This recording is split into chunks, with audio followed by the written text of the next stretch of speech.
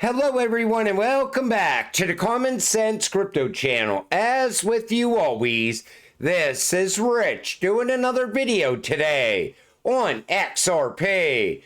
So I hope you're all having a wonderful day today wherever you are in this great world. We're gonna talk about XRP. And I gotta start with this. Bitcoin made millionaires, but XRP will create billionaires, confirms article. The article sucks. It tells you how much XRP you should be holding, and it pushes that scam token, that CTF token. But I was more interested in the headline. So how does one go from being a thousandaire to a millionaire and then go on to become a billionaire? It's not about how much XRP you're holding. It's about how long you're willing to hold it, and will you get passive income from it? In other words, say XRP broke out and went to $1,000. Would you sell your entire bag, or would you opt out for passive income? And say you made, I don't know, $1 million once XRP hit $1,000. It's going to be a lot easier to get to being a billionaire. So say you opt out for passive income. You put that passive income on autoplay. In other words, every month you take 80%, you live on that, and 20% goes back into the market. Maybe you buy more XRP with that 20%. That would raise your passive income month over month. Eventually, it will put you on the path to becoming a billionaire. And along the way, XRP would hit even higher price points, pushing your initial investment even higher as well. That's the path forward. And it really doesn't matter how much XRP you're holding. It matters more about your game plan. Expert explains next steps if XRP skyrockets to $100, making millionaires. So he says this is the game plan. Define your freedom number before the market moves.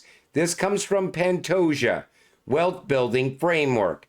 The first and most critical step is calculating what he calls a freedom number. This is the total annual income one would need to comfortably fund one's ideal lifestyle. It covers everything from basic housing and living expenses to travel, personal goals, and future plans. Once you've determined that your monthly amount, multiply it by 12 for the yearly figure. Most of you already figured that out. He recommends doubling the amount, not for luxury, but as a margin of safety, emergencies, unexpected changes, or the rising cost of living. Build wealth that lasts by preserving your principal. Always hold on to your principal. There's nothing wrong with taking profit as long as you keep your initial bag. He noted the importance of not touching the original investment or principal after achieving significant gains. Instead, the focus should be on building a portfolio that generates sustainable, reoccurring income through avenues such as interest, dividends, staking rewards, or real estate. I always said passive income. You could get it through staking. You're going to have ways to loan out your XRP and get interest from your XRP. Have a written, tested plan in place. Like I always told you, write your plan down and stick to it. And if you're getting that passive income, I think what's going to happen is this. As XRP continues to hit higher and higher price points, you could take a little bit off the top. Maybe you want to go on a great vacation for like 3 to 6 months, travel the world. Who knows? You're going to be opening up a lot of possibilities as XRP hits higher and higher price points, as long as you don't sell your entire bag. But I thought that article was good because it tells people to have a game plan. And most people in this space never even talk about a game plan. All they're waiting on is the price to go up so they can sell their entire bag. They will be back, buying XRP at even higher price points. Binance, XRP reserves hold steady at 2.89 billion despite price drop, signaling holder confidence. What Binance is saying is even though the price dropped, most holders did not sell. I know a lot of people even bought the dip as well. But that's what you got to make it through. If you want to become a millionaire off of your crypto, you got to make it through the dips. The only time you lose money is if you sell. Kevin O'Leary says the potential is digital payment systems, kind of like what Ripple has been quietly building all these years. Take a listen to what he says here. I love the idea of innovation. The money center banks have been sitting on their hands for years, crapping on the crypto industry, but it's not about Bitcoin. Nothing to do with Bitcoin. It's digital payment systems. That's the potential. That's the amazing opportunity we have here. Now, the reason that will be important and why we'll get price appreciation on Bitcoin is the minute that happens, it will signal the move to the next act, the Market Infrastructure Act. And why that matters to everybody in this room is we will finally determine, is Bitcoin a commodity or a security? And when that is determined and regulated, Katie bar the doors, $1 trillion will come and index that asset. I think he's totally wrong. And he said the potential is digital payment systems. Bitcoin will not be used in payments. It can't scale. It's way too expensive and way too slow. Once XRP is moving money on a daily basis in between banks, in between countries, moving tokenized assets, Bitcoin will be irrelevant. Nobody will even care about Bitcoin anymore. You know, most of the holders that hold Bitcoin, they're big bag holders. They're billionaire bag holders. And all they do is every 4 years look for more retail investors to come into this space so they could use them as exit liquidity. And they do it time and time again. But what's going to change the 4-year cycle is that same utility that's going to drive the price of XRP. This comes from Black Swan Capitalist, and I thought this was a great comparison. People ask, why use XRP if RLUSD exists? XRP is the train, RippleNet lays the tracks, and RLUSD carries the cargo. The XRP ledger is the foundation, with RLUSD as one tool built on top. As former Treasury Secretary Rosie Rios said, the train has already left the station. You're holding the train. You're holding what's gonna move the value. Whether it's RLUSD, tokenized assets, fiat, CBDC, doesn't matter. XRP is always gonna be the train. Ripple News, BRICS planning a gold-backed financial system with XRP. Now, this is just rumor still. I think the BRICS will use XRP because it's the best solution out there. Plus, they're building their system off of the BIS, Project Enbridge, which was built off of the same style as RippleNet and XRP. So what they are using as their payment system already has been tested utilizing RippleNet and XRP. But why BRICS wants out of the dollar system? Russia is concerned about the US's ability to freeze its reserves. China fears losing financial autonomy, especially with its growing global presence. India, Brazil, and South Africa also seek financial independence, with a particular focus on leveraging their financial systems. What BRICS wants the most is a level playing field. XRP offers a level playing field. Bitcoin's too volatile and too expensive. Ethereum faces congestion. XRP offers a fast and cost-effective solution. built specifically for institutional use. According to the theory, BRICS could create their own digital currency backed by gold. XRP would serve as the bridge to settle trades quickly.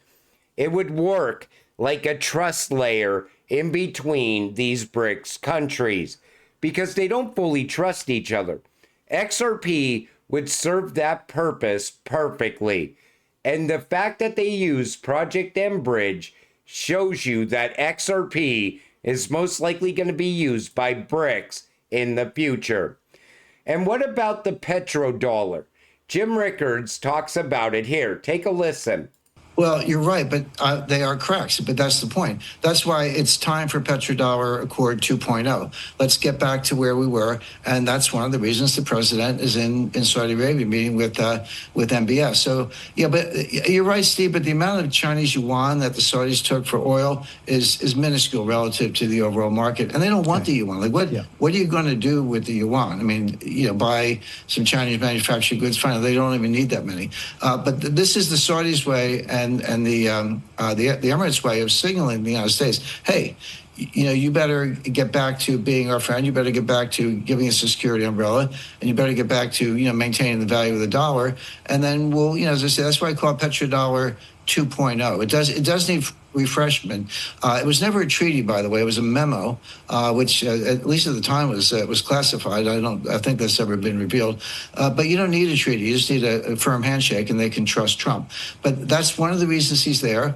And the idea that this is just a business trip or whatever. Well, yeah, but it's all dollar based. That's the thing. So the Saudis will still sell oil to the Chinese, but they'll tell the Chinese you have to pay in dollars. That puts the pressure on the Chinese, because how do they get dollars? They sell stuff to the United States. What are the tariffs? Well, they were 150% 2 days ago. Maybe they're 30% for the next 90 days.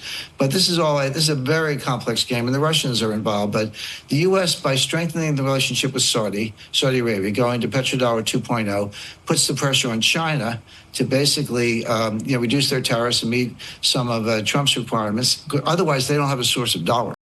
And that is what's coming. I look at the petrodollar 2.0 as the new digital dollar. Like RLUSD could be the digital dollar. USDC could be the digital dollar. You could have two digital dollars. We really don't know where this is all going yet. But maybe this now stops the de-dollarization. But I still think BRICS is going to want to have a level playing field.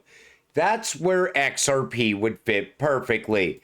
But you could see where this is all going. Stablecoins are the Trojan horse for US dollar dominance. This comes from Smoke.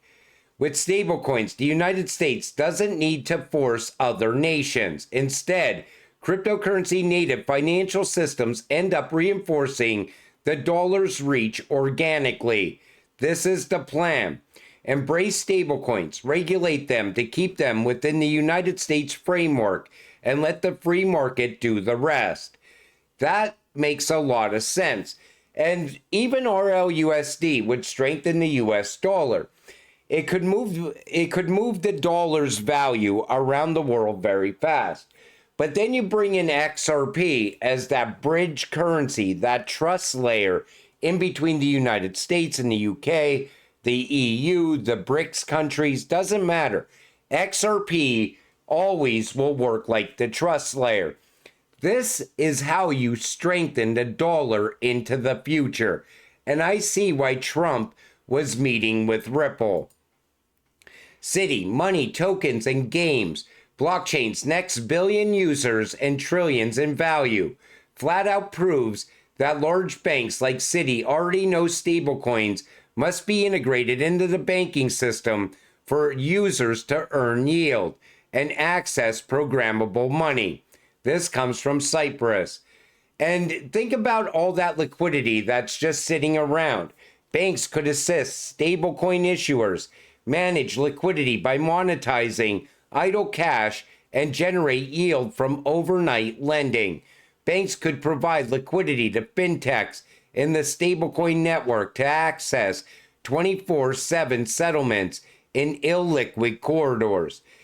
This would also require XRP as well for that on-demand liquidity.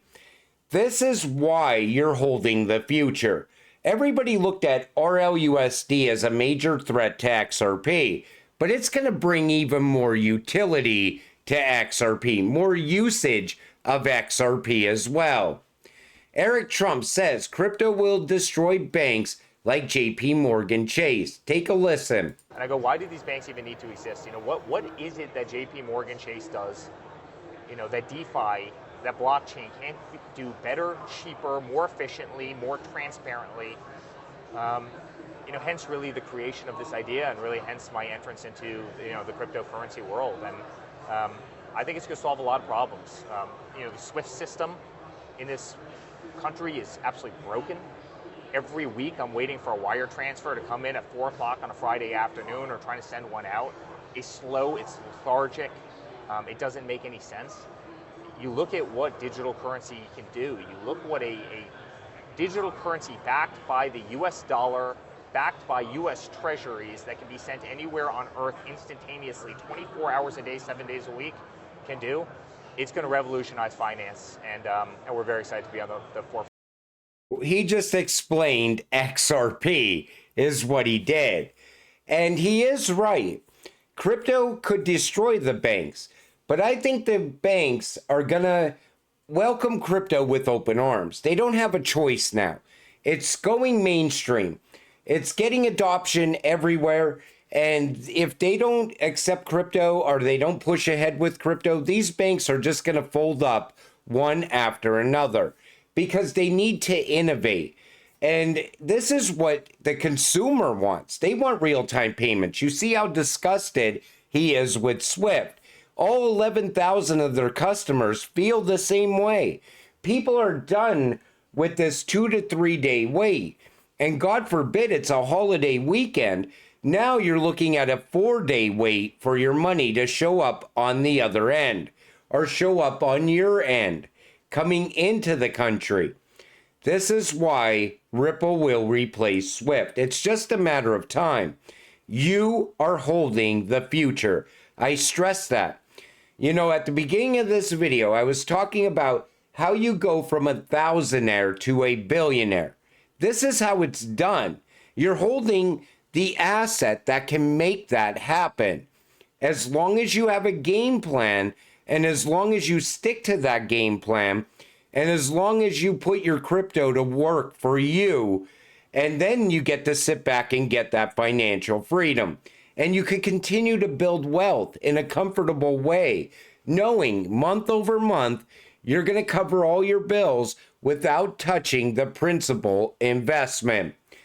But like I always tell you, until it happens, stay patient, stay positive, and let's get rich together.